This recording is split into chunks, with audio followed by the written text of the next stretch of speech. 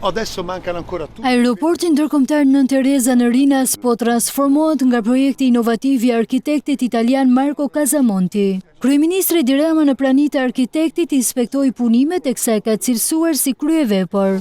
Do të jetë më I bukur në Europë, por edhe fiton goxha hapësirë terminali. Arkitekti Casamonti tregoi kryeministrit Rama detajet e projektit. Poshtë ka 2 kate parking me gjatësi 1 kilometër dhe pasagjerët mund të hyjnë direkt më pas në terminal. Të gjithë makinat do të jenë poshtë, sheshi do të jetë pedonal dhe do të lejohen vetëm taksit. Punimet pritet të përfundojnë pas 7 muajsh. Lo fanno 6-7 mesi. Poi dopo piano piano faremo gli interni. Devi fundire due kjo.